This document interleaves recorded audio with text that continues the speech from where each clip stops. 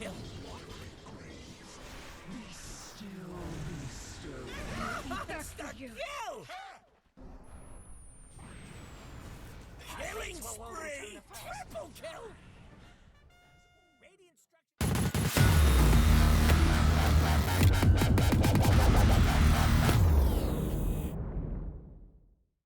Ogre Magi is by far one of the most fun heroes and also easiest heroes in Dota to learn. If we take a look at his win rate, the win rate is just going out of the roof. He is the highest win rate hero, even while being the highest picked hero in all of Dota in the lower MMR brackets. Also, even in pro level pubs, his win rate is just insanely high, which just indicates for him to being a really good hero to play in all brackets. Let's hop right into the video and check out how to play him.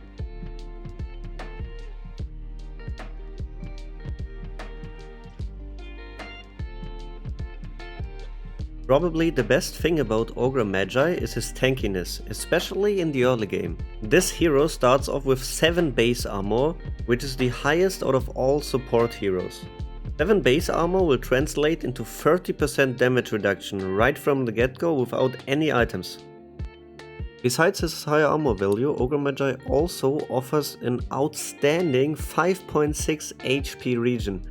Also, every hero in Dota has 50% chance to block 16 damage. All those factors combined make Ogre a great support, especially in the early game that is just a tanky beast. You can run at enemies and they can't do anything to you. You will block half their damage with the damage block and the high armor value that you gain, and then also just regen up all those attacks in a few seconds. All those factors combined will make your laning stage a breeze and a nightmare for your enemies. You can just run at people, you can punch them in the face, and when they hit you back, you just don't care. So this will always ensure that your carry has a really free lane. In addition to the free lane that your carry will get from you harassing and zoning the enemies completely, you also provide one of the best buffs in the game, which is Bloodlust. This spell will just give your carry free movement speed and free attack speed. It will speed up his farm by a ton.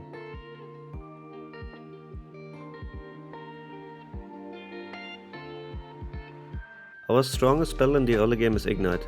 It will slow enemies and deal damage over time. Leveling up the spell will increase the damage, the slow and also the duration, so that's the spell we want to take at any point we are allowed to. At level 2 we want to take Fire Blast, just to have an additional stun and nuke. At level 4, usually you want to take a second point in Fire Blast and then Bloodlust at level 8. If you want, you can also take 1 point in Bloodlust at level 4 and then take the second point in Fire Blast at level 8, but I would advise taking the second point Fire Blast level 4, just because you will have more mana to cast Ignites and also the damage of Fire Blast will double. For the talents it is pretty straightforward. For the level 10 talent we always take Ignite DPS, and for the level 15 talent we always take 275 health. Our first choice is at level 20. I would always advise taking the 25 strength, but if you want you can also get Bloodlust attack speed to help your carry out even more. On level 25 you also want to take 240 Fire Blast damage every game. If you get lucky in the late game, you can just one-shot an enemy carry, turning around the whole fight and just straight up winning the game just by taking this talent.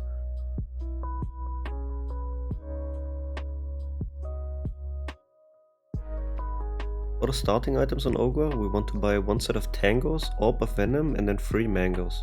This will give us a lot of additional HP regen combined with the already high base HP regen that we get, and also allow us to get off a lot of hits onto enemies with Orb of Venom. With the first courier usage we usually want to get an additional Tango, maybe even a healing salve and a clarity, depending on the situation of the lane. And then the first major items we buy are Stick, Boots and Ring of Basilius. For our first core item, we almost always want to buy Veil of Discord. We can build the Veil of Discord out of the Ring of Basilius that we already bought before. Veil is the perfect item for Ogre Magi. We will gain additional all stats, improving our ability to trade and tank more spells even more, and also provide us with additional mana regen that we can use more ignites with. Also, it will increase all our spell damage and the spell damage of our whole team. For the next item, you almost always want to buy a Force Staff as a second item. Stuff has a built-in fluffy head that just gives you more HP, so this item also makes you more tanky. It gives some additional mana pool. Solar Crest is also really good in almost every game, just because you can buff up your carry even more. Combining Bloodlust and Solar Crest is just insane. And then on minute 20 to 25 you usually want to aim for the Shard. Ogre's Shard is really strong in terms of defensive capabilities. For the situational items we have Glimmer Cape, which is just always a pretty good item on supports. Then we have Vladmir's Offering. If your team needs some more damage and lifesteal, you're a great Vlad's carrier because you're always in the middle of the fight. Then we have Lotus Orb and Halberd, just making you more tanky, giving you the ability to either reflect spells or disarm enemies. For the late game, items such as Hex, Aghanims and Blink Dagger are really good, but usually you will never get to this point. Like rarely ever will you have enough money to buy those kind of items as a +5 hero. Usually you want to aim for the core items and some of the situational items that we talked about before. Also, it is really important that you don't buy a Midas. Please boys, don't build Hand of Midas. This item is just such a grief on Ogre. This item costs 2200 gold, and the only thing it provides for you is 40 attack speed. Like 700 more gold than the Veil. This is like your Veil and half the Force stuff. And then you will still need like 10 to 15 more minutes in the game of using the Midas just to get back the value that you spend to buy the item. Like this item is the most incredible bait in all of Dota on Ogre. Please don't buy it. It will just delay all your items for about 15 to 20 minutes without giving you anything that your hero needs. I would also not recommend building an Ether Lens onto Ogre because we want to be the frontliner. We want to tank a lot of damage. We want to be in the middle of the team fight. We want to tank spells, tank right clicks from the enemies. So we want to get items that make us more tanky and not give us more range so we can stay further back.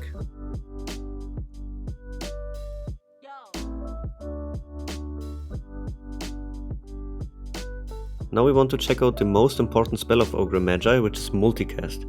Multicast will allow you to multicast your spells and some of the items that you can buy. For Fire Blast it is pretty easy.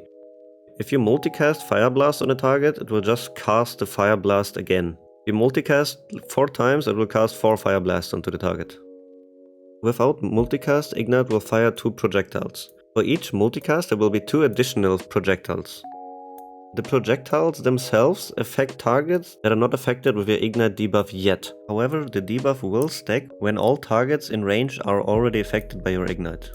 So if you're trying to get the most damage onto an enemy, try to cast Ignite when there are no creeps around. This will improve the chance that your enemy will get a longer debuff duration onto your Ignite.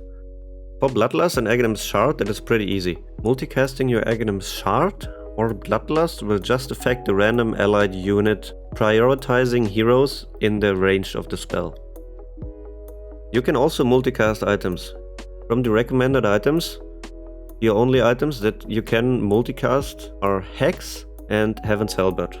There are other items that you can multicast, such as Rod of Athos, Dagon, Midas, but I would definitely not recommend buying them.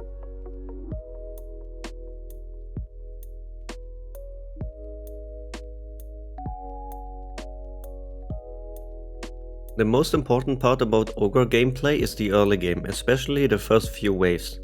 This is where your hero is just a god. You want to run at people and spam ignites onto them. But it is very crucial that before you apply the ignite, you want to be in melee range of them and hit them with the Orb of Venom slow first. If you apply the ignite from far away and then you try to gap close, the ignite is already over once you reach them. So make sure to run in melee range of them, hit them first and then apply the ignite.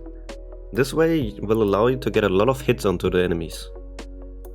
You will almost always win every trade in the early game. Usually there is no hero that can ever win a trade against Ogre. A lot of lanes you can even 1v2 the enemies and completely zone them out of the lane in some cases. This will ensure free farm for your carry. Be sure to always apply a lot of pressure, especially level 1 and level 3.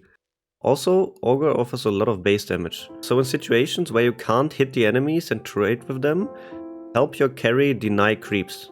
Ogre is great at denying. Helping your carry to deny some creeps will go hand in hand with also taking a few hits for your carry. Usually supports are really squishy, so they want to try to avoid getting hit by enemies, but Ogre is different. We are this beefy meatball that likes to get hit. Every hit that the enemies hit onto us is them not last hitting or denying creeps and not hitting our carry, so we are happy when they hit us instead of the hard carry. Make sure to always pull as much attention from the enemies onto you instead of your carry. After zoning the enemies, usually your Wraith is pushing. In those situations, try to get off a pull. Ogre Magi is one of the best heroes to get pulls off. It is so hard for enemies to contest you while pulling. Usually when people try to contest Ogre Magi while pulling, they will either lose half their HP pool or just die.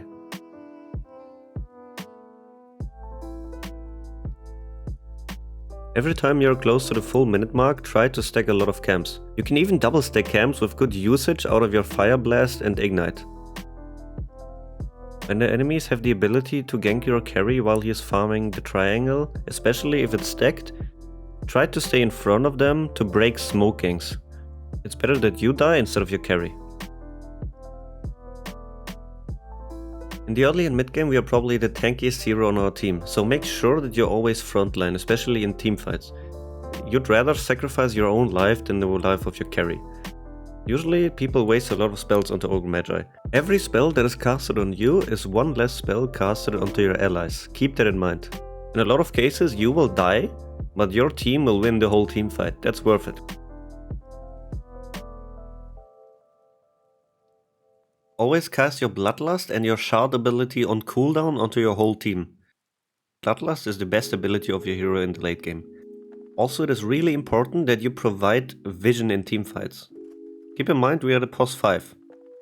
Every time that there is a high ground ward near a teamfight, try to place a ward so you have better vision for the fight.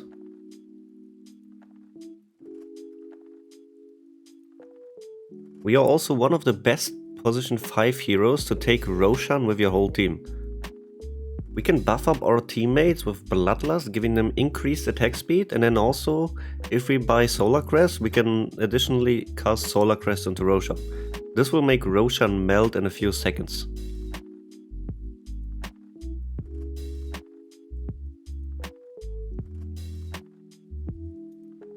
Usually want to try to pick Ogre with a strong late game carry that really benefits from having a good start into the game. For example, Medusa, Draw Ranger and Morphling are all really weak in the lane, but combined with an Ogre they can destroy lanes and also just have a really good start into the game. Sven and Wraith King combined with Ogre just have really good kill potential with their stunts. All of those heroes really benefit from having Bloodlust. Also you want to try to avoid picking Ogre into illusion heroes and heroes with Innate Dispel, such as Chaos Knight, Naga Siren, PL and Lifestealer. It is really hard to play against those heroes. Hope you guys learned something and enjoyed the guide. If you have any questions, feel free to comment down below. Have a nice day.